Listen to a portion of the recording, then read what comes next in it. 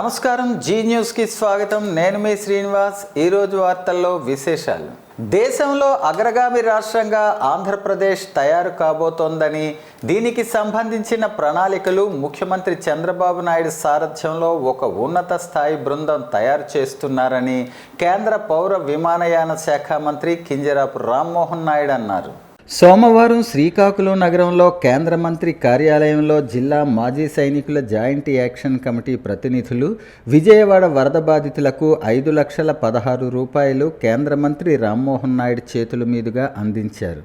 ఈ సందర్భంగా మాజీ సైనికులను ఉద్దేశించి కేంద్ర మంత్రి రామ్మోహన్ నాయుడు మాట్లాడుతూ, రాష్ట్రం అభివృద్ధి వైపు అడుగులు వేస్తూ ముందుకు సాగుతుందని, పారిశ్రామిక అభివృద్ధికి బాటలు వేస్తున్నామని చెప్పారు. ప్రతి జిల్లాలో పెద్ద ఎత్తున పరిశ్రమలు స్థాపించి యువతకు ఉపాధి కల్పించే దిశగా చర్యలు తీసుకుంటామని హామీ ఇచ్చారు.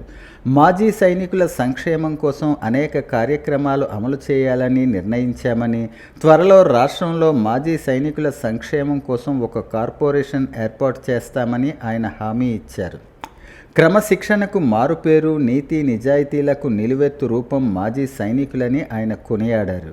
శ్రీకాకుళం జిల్లా యువత సైన్యంలో పెద్ద ఎత్తున చేరుతున్నారని, దీన్ని దృష్టిలో పెట్టుకుని త్వరలో శ్రీకాకుళంలో ఆర్మీ శిక్షణ కేంద్రం ఏర్పాటుకు చర్యలు తీసుకుంటామని హామీ ఇచ్చారు. రాష్ట్ర ప్రభుత్వం ముందు ప్రస్తుతం అనేక ఛాలెంజెస్ ఉన్నాయని, వాటన్నింటినీ దాటుకుని ప్రగతి పదంలో రాష్ట్రాన్ని నడిపేందుకు సీఎం చంద్రబాబు నాయుడు నిరంతరం కృషి చేస్తున్నారని కేంద్ర మంత్రి రామ్మోహన్ నాయుడు స్పష్టం చేశారు.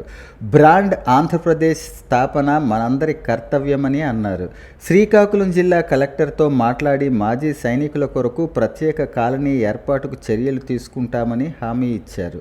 ఈ కార్యక్రమంలో మాజీ సైనికులు పెద్ద ఎత్తున పాల్గొన్నారు.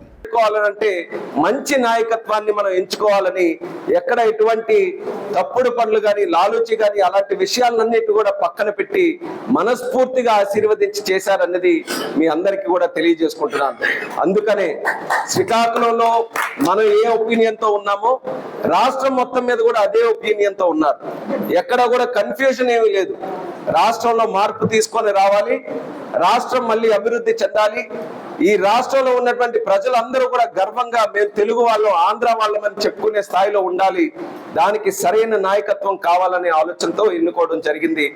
ఆ నమ్మకాన్ని నిలబెట్టుకోవడానికి గత 3 నెలలుగా మా కృషి కొనసాగుతుంది. ముఖ్యంగా మన విషయానికి వస్తే, ఆ రోజు ఎన్నికలకు ముందు కూడా మీ అందరికీ పిలిపించి హామీ ఇచ్చాం. నేను గెలిచిన తర్వాత కూడా ఈ రోజు ఏ స్థాయిలో మీ అందరికీ కూడా కట్టుబడి ఉన్నానో, రేపు భవిష్యత్తులో ఏ స్థాయిలో ఏ స్థానంలో ఉన్నా సరే ఎక్స్ సర్వీస్ మెన్ శ్రీకాకుళంకి మాత్రం నా తాలూకా సహాయ సహకారం ఎల్లప్పుడూ కూడా ఉంటుందని ఆ రోజు మీ అందరికీ కూడా బలంగా చెప్పాను. ఆ మాట మళ్ళీ ఈ యొక్క కార్యక్రమం ద్వారా కూడా మీ అందరికీ తెలియజేసుకుంటున్నాను. ఆ రోజే ఆ కార్యక్రమం పెట్టినప్పుడు మన తాలూకా అసోసియేషన్ బిల్డింగ్ కూడా డెవలప్ చేస్తారని అంటే, దానికి కూడా మనం డబ్బులు కేటాయించాం. ఆ కార్యక్రమం కూడా ఒక పక్క నుంచి జరుగుతుంది. అలాగే ఆ రోజు కొన్ని హామీలు కూడా మనం అనుకున్నాం.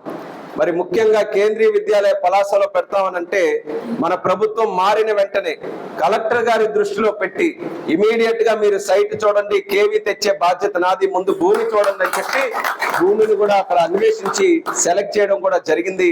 ఇనీషియల్ గా కేంద్రీయ విద్యాలయం వాళ్ళు, సంస్థ వాళ్ళు కూడా చూసి ఇన్ ప్రిన్సిపల్ అప్రూవల్ కూడా దాని గురించి ఆ వర్కౌట్ కూడా చేయడం జరుగుతుంది. అది వీలైనంత తొందరలో చేసే పద్ధతిలో నేను దాన్ని వెంటపడి మరి చేయిస్తానని కూడా మీ అందరికీ తెలియజేస్తున్నాను.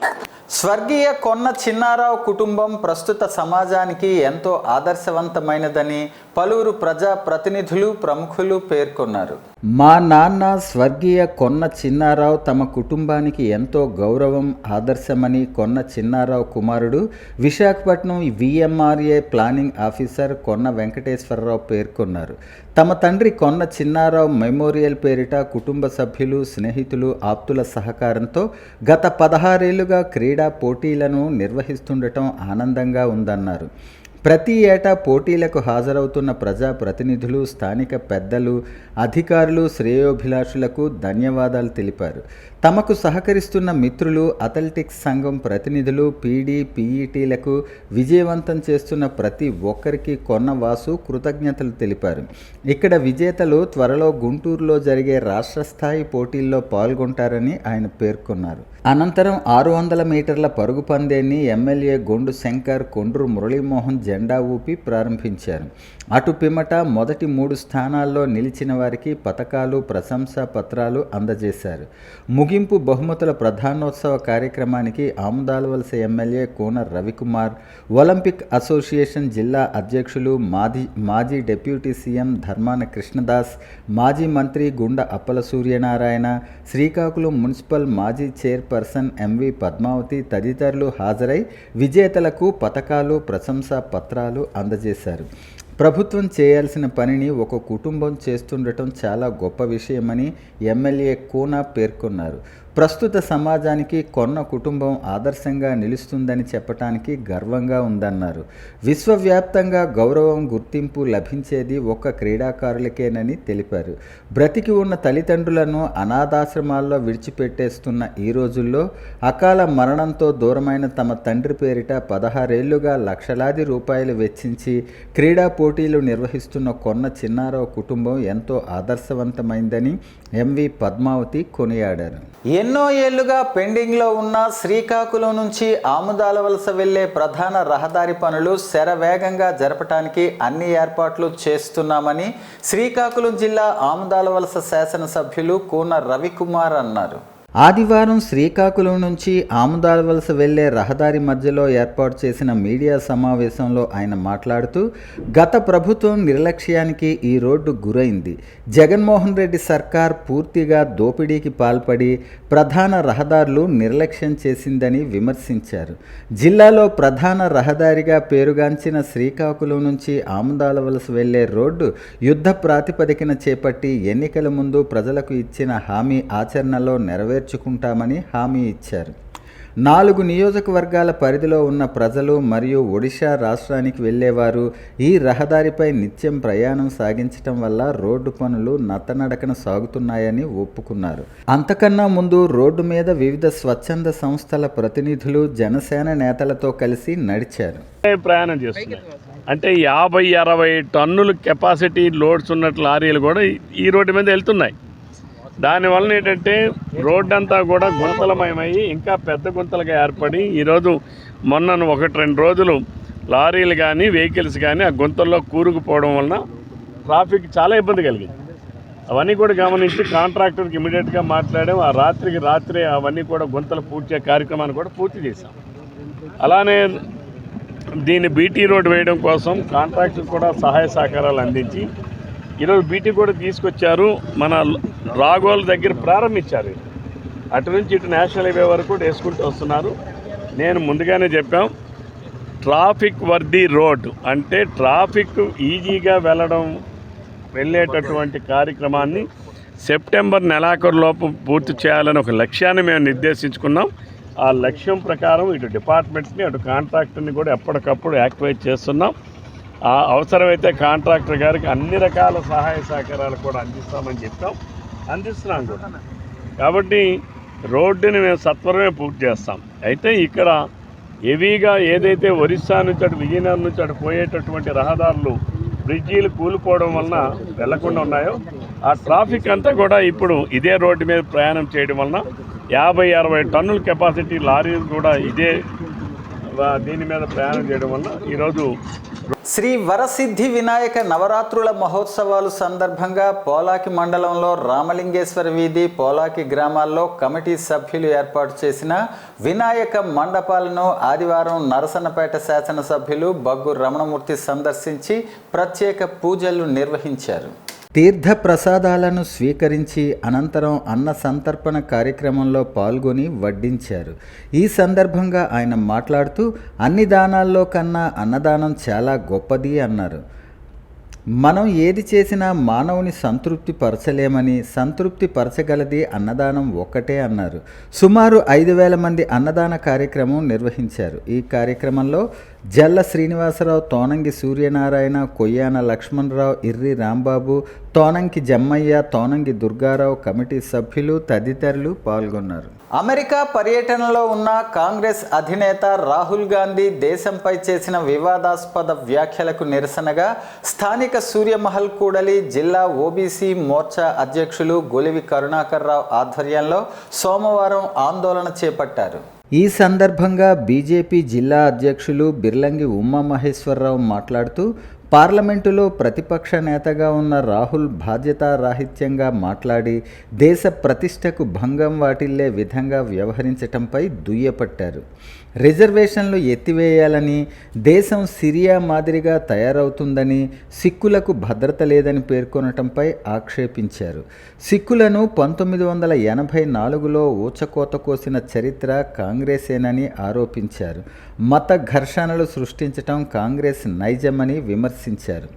రాహుల్ గాంధీ లోక్సభ సభ్యత్వాన్ని రద్దు చేయాలని డిమాండ్ చేశారు. కార్యక్రమంలో బీజేపీ నాయకులు అట్టాడ రవిబాబ్జీ, పూడి తిరుపతిరావు, చల్లా వెంకటేశ్వరరావు, చింతపల్లి గాంధీ, రావాడు పురుషోత్తం, నరేంద్ర చక్రవర్తి, శ్రీమతి పేడాడ సూర్యకుమారి, పేరూరి శ్రీనివాసరావు, కోరాడ అప్పలరాజు, చిట్టి తౌడు, మూకల్ల లక్ష్మీనారాయణ, బైపల్లి రాజేశ్వరి, గురుగుబెల్లి రాజు, బెండి ప్రసాద్, సోమేశన్, ఉమామహేశ్వరరావు, రెడ్డి సూర్యప్రసాద్, మదన్, రాజేష్, ప్రవీణ్, వివిధ మోర్చాల నాయకులు కార్యకర్తలు పాల్గొన్నారు. చల్లా వెంకటేశ్వరరావు, చింతపల్లి గాంధీ, రావాడు పురుషోత్తం, నరేంద్ర చక్రవర్తి, శ్రీమతి పేడాడ సూర్యకుమారి, పేరూరి శ్రీనివాసరావు, కోరాడ అప్పలరాజు, చిట్టి తౌడు, మూకల్ల లక్ష్మీనారాయణ, బైపల్లి రాజేశ్వరి, గురుగుబెల్లి రాజు, బెండి ప్రసాద్, సోమేశన్, ఉమామహేశ్వరరావు, రెడ్డి సూర్యప్రసాద్, మదన్, రాజేష్, ప్రవీణ్, వివిధ మోర్చాల నాయకులు కార్యకర్తలు పాల్గొన్నారు. తిరుపతిరావు, చల్లా వెంకటేశ్వరరావు, చింతపల్లి గాంధీ, రావాడు పురుషోత్తం, నరేంద్ర చక్రవర్తి, శ్రీమతి పేడాడ సూర్యకుమారి, పేరూరి శ్రీనివాసరావు, కోరాడ అప్పలరాజు, చిట్టి తౌడు, మూకల్ల లక్ష్మీనారాయణ, బైపల్లి రాజేశ్వరి, గురుగుబెల్లి రాజు, బెండి ప్రసాద్, సోమేశన్, ఉమామహేశ్వరరావు, రెడ్డి సూర్యప్రసాద్, మదన్, రాజేష్, ప్రవీణ్, వివిధ మోర్చాల నాయకులు పార్టీ ఆస్తులకు ఎవరైనా నష్టం కలిగిస్తే సహించేది లేదని కాంగ్రెస్ పార్టీ జిల్లా అధ్యక్షులు అంబటి కృష్ణారావు అన్నారు. నగరంలోని ఇందిరా విజ్ఞాన్ భవన్లో సోమవారం విలేకరుల సమావేశం నిర్వహించి ఆయన మాట్లాడారు. ఈ నెల 7వ తేదీన కాంగ్రెస్ పార్టీ కార్యాలయంలో జరిగిన అగ్ని ప్రమాదం విషయమై పార్టీ నాయకులు మాట్లాడుకోవటం జరిగిందన్నారు. విషయం బయటకు వెళ్లకుండా జాగ్రత్త పడదామని తామంతా ఒప్పందానికి వచ్చినట్లు వివరించారు. అయితే గత వారం రోజులుగా ఈ విషయం బయటకు రావటం, పత్రికల్లో కథనాలు వెలువడటంతో ఈ అగ్ని ప్రమాదంలో కుట్రకోణం ఉందన్న అనుమానం కలుగుతోందని కృష్ణారావు అన్నారు. ఈ వ్యవహారంలో రాష్ట్ర స్థాయిలో చర్చనీయాంశంగా మారటంతో తాను అధిష్టానం దృష్టికి తీసుకువెళ్లినట్టు చెప్పారు. దీనిపై పోలీసులకు ఫిర్యాదు చేశానని అంబటి కృష్ణ వివరించారు. రాకేష్ రెడ్డి ఆదివారం పార్టీ కార్యాలయంలో సమావేశం ఏర్పాటు చేసి రాజశేఖర్ రెడ్డి, షర్మిలారెడ్డి అంటూ ఏకవచనంతో మాట్లాడటం సబబు కాదన్నారు. డీసీసీ అధ్యక్షుడిగా తాను నియామకం అయినప్పటికీ తనకు సమాచారం ఇవ్వకుండా మాజీ డీసీసీ అధ్యక్షులు పేడాడ పరమేశ్వరరావు విలేకరుల సమావేశం నిర్వహించటం ఎంతవరకు సమంజసమని ప్రశ్నించారు. ఈ సందర్భంగా కాంగ్రెస్ పార్టీ జిల్లా పగ్గాలు అప్పగించటం పట్ల పార్టీ అధిష్టానానికి కృతజ్ఞతలు తెలిపారు. వాస్తవంగా ఈ జరుగుతున్న పరిణామాలు చూస్తే ఇప్పుడు నాకు అనుమానం వస్తుంది, దీంట్లో ఖచ్చితంగా కుట్రకోణం ఉందామని. కట్టుకొని పేపర్లో రాయించి, పని కట్టుకొని మీడియాలో రాయించి, పదేగా ఏ రకమైనటువంటి పదవి కానీ ఏ రకమైనటువంటి అర్హత లేకుండా నిన్న ఒక 20 నుంచి 30 మంది నేరుగా పార్టీ ఆఫీసులోకి వచ్చి యాజ్ ఏ డీసీసీ ప్రెసిడెంట్గా పర్మిషన్ కూడా రాకుండా, ఇంటిమేషన్ కూడా చేయకుండా పత్రికలో ప్రెస్ మీట్ నిర్వహించారంటే వాళ్ళకున్న విజ్ఞానత ఎంత ఉందో, వాళ్ళకున్న పరిణితి ఎంత ఉందో, వాళ్ళకున్న రాజకీయ అవగాహన ఎంత ఉందో, ఎదుటి మనుషులను గౌరవించాలనే ఆలోచన ఎంత ఉందో ఇది చాలా క్లియర్ కట్గా చిన్న విషయమే అర్థమవుతుంది. పైగా మాకు స్టేట్కి X working president Rakesh Reddy అని ఆయన నిన్న ఒక మాట చెప్తున్నాడు. రాజశేఖర్ రెడ్డి, జగన్మోహన్ రెడ్డి, వైఎస్ షర్మిలారెడ్డి అని ఏకవచనంగా చెబుతూ లక్సీ గురించి మాట్లాడుతున్నాడు. ఏటో లక్సీ నాకు అర్థం కాదు, ఈయనకే లక్సీ ఉన్నదో అర్థం కావడం లేదు. అలా మాట్లాడడానికి కూడా ఈయనకున్న నేను ఏ విషయాన్ని మీకు ఇంకా పూర్తిగా చెప్పను, త్వరలో దాన్ని నేను ప్రకటిస్తాను.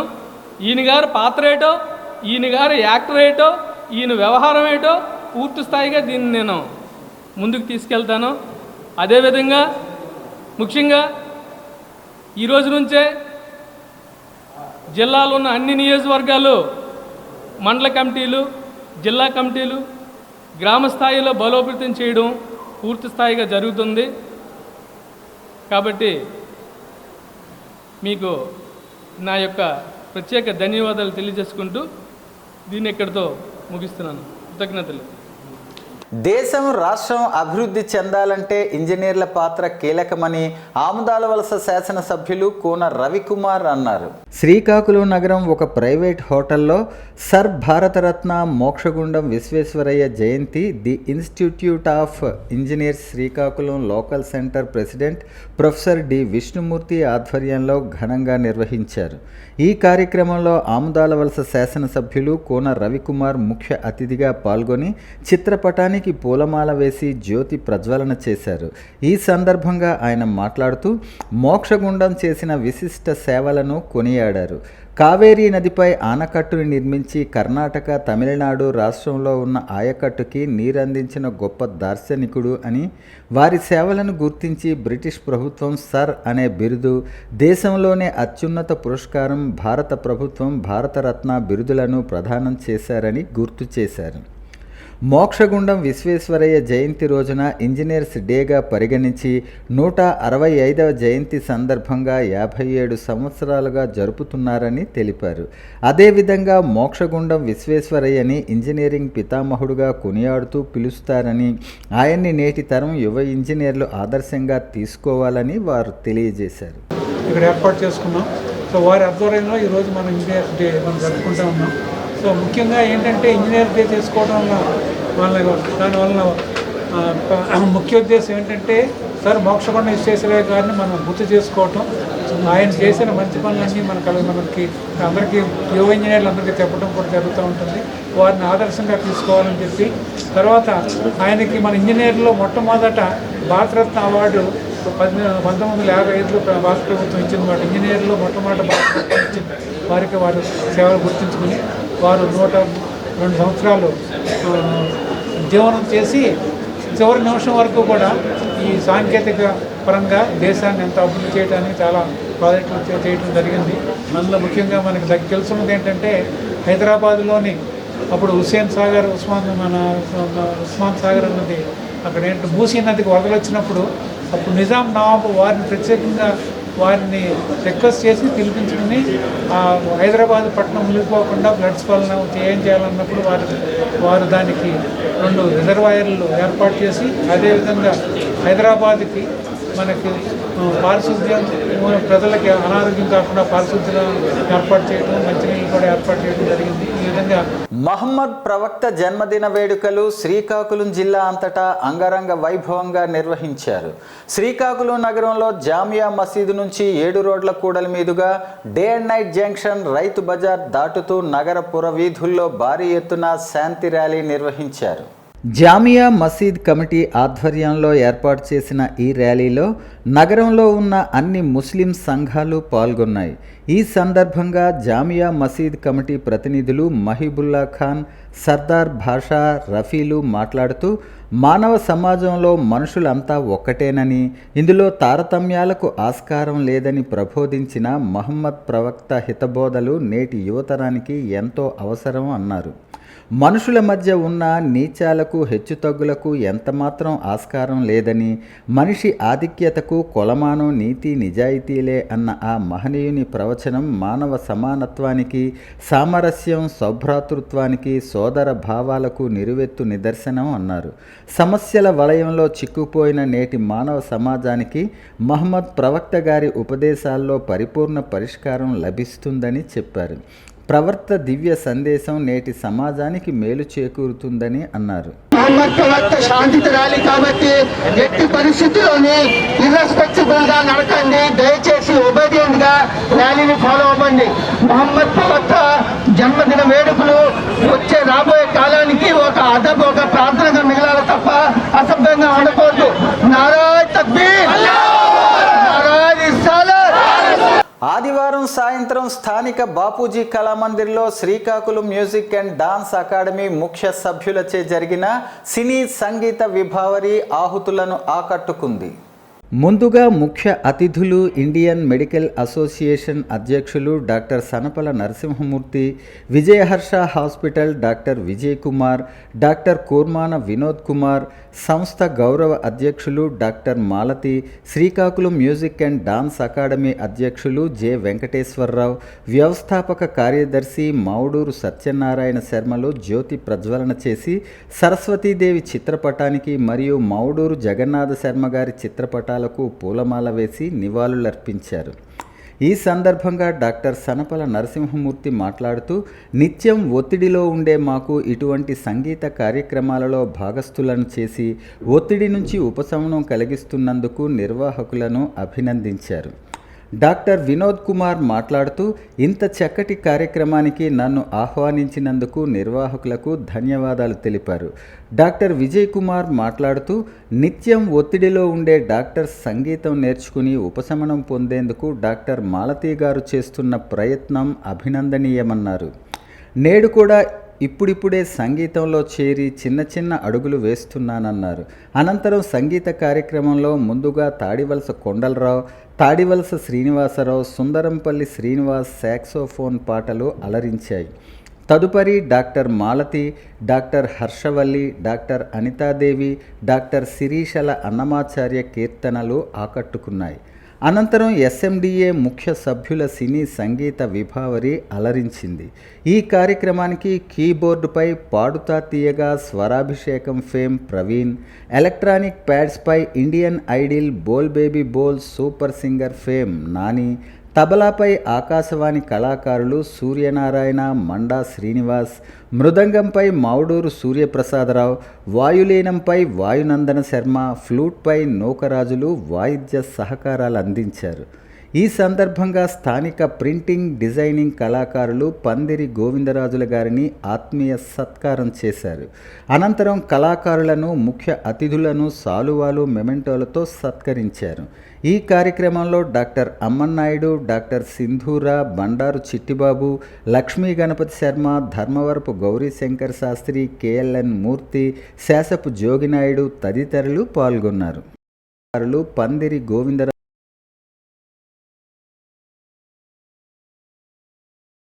రాజుల గారిని ఆత్మీయ సత్కారం చేశారు. అనంతరం కళాకారులను, ముఖ్య అతిథులను సాలువాలు, మెమెంటో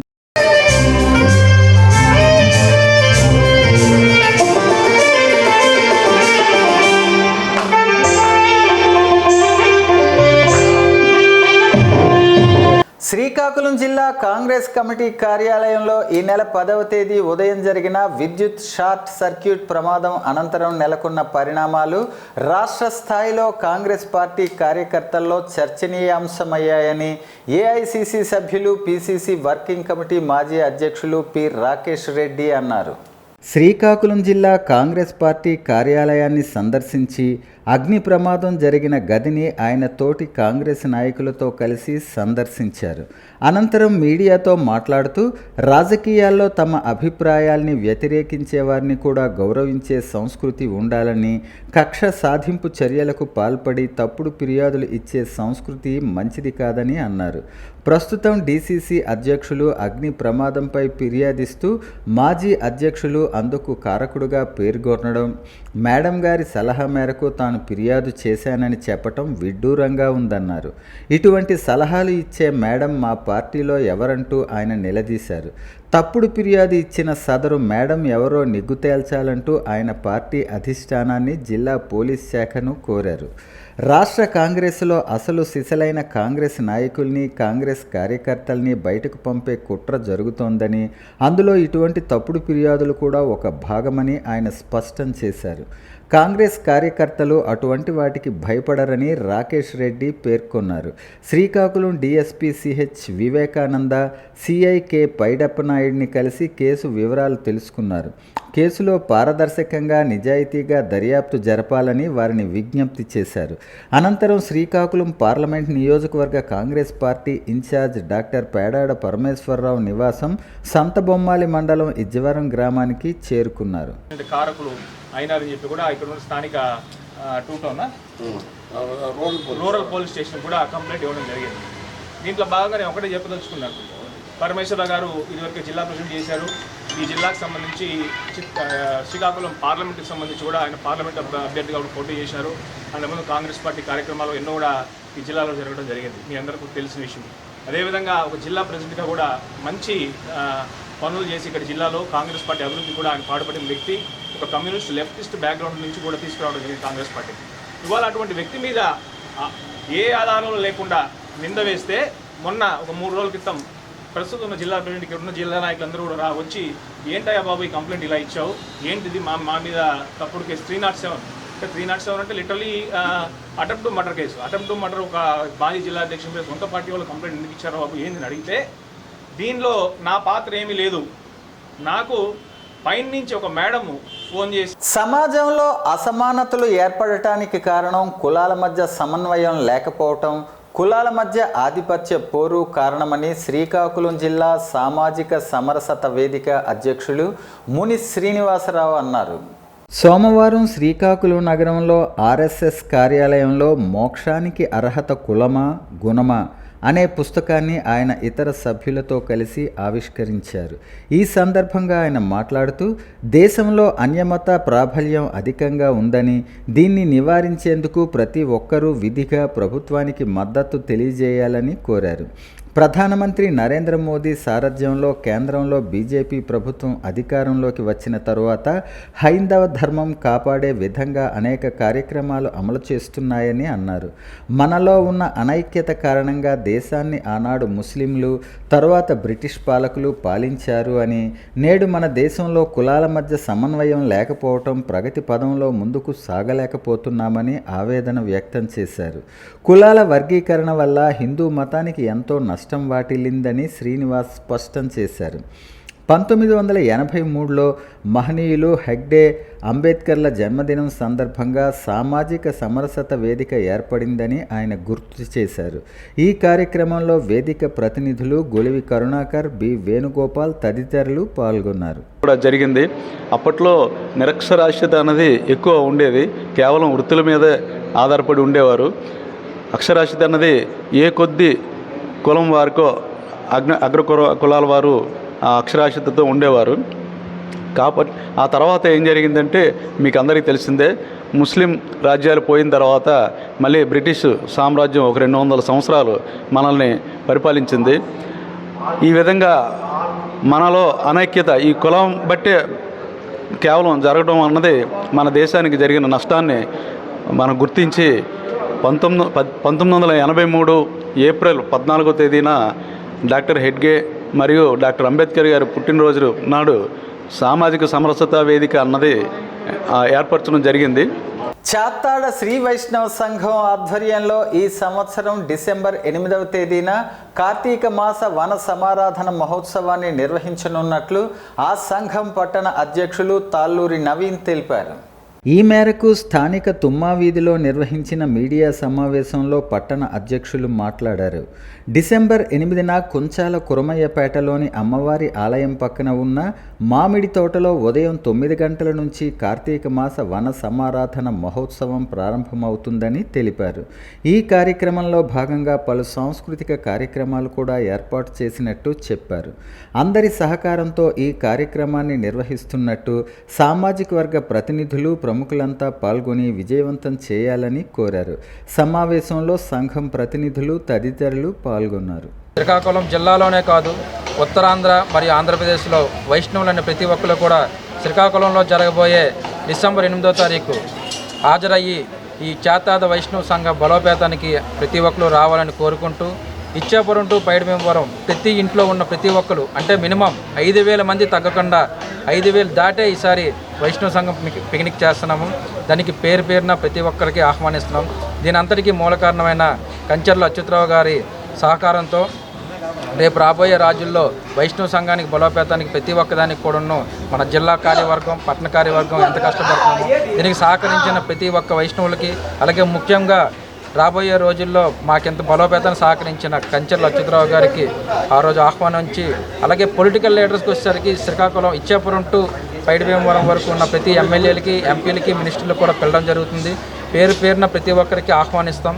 ఈ యొక్క వైష్ణవ సంఘ పిక్నిక్ని ఘన విజయంగా సాధించి చేతాద శ్రీ వైష్ణవ బలోపేతానికి ఆంధ్రప్రదేశ్లో మంచి సహకారంతో ఉండి మాకు కావాల్సిన వనరులను కానీ, మాకు కావాల్సిన ఉద్యోగాలను కానీ, కమ్యూనిటీ వాళ్ళని కానీ తెప్పించుకోవడానికి కానీ ఈ బలోపేతానికి సహకరించాలని ప్రతి ఒక్క వైష్ణవులకు కూడా కోరుకుంటూ జై శ్రీమన్నారాయణ. మధ్యాహ్న భోజన కార్మికులపై వేధింపులు తొలగింపులను ఆపాలని కోరుతూ అక్టోబర్ 2న విజయవాడలో జరిగే రాష్ట్ర సదస్సును జయప్రదం చేయాలని మధ్యాహ్న భోజన పథకం యూనియన్ శ్రీకాకుళం జిల్లా గౌరవ అధ్యక్షురాలు అల్లు మహాలక్ష్మి, ప్రధాన కార్యదర్శి బి ఉత్తర స్థానిక CITU ఆఫీసులో జరిగిన జిల్లా కమిటీ సమావేశంలో పిలుపునిచ్చారు. జిల్లా కోశాధికారి ఏ రాధా అధ్యక్షతన జరిగిన ఈ సమావేశాన్ని ఉద్దేశించి మహాలక్ష్మి ఉత్తర మాట్లాడుతూ, రాష్ట్రంలో తెలుగుదేశం ప్రభుత్వం అధికారంలోకి వచ్చిన తరువాత స్కూళ్లలో పనిచేస్తున్న మధ్యాహ్న భోజన పథకం కార్మికులపై వేధింపులు తొలగింపులు పెరిగాయని, గత వైసీపీ ప్రభుత్వం మాదిరిగా కార్మికులపై వేధింపులకు పాల్పడుతుందని తీవ్రంగా విమర్శించారు.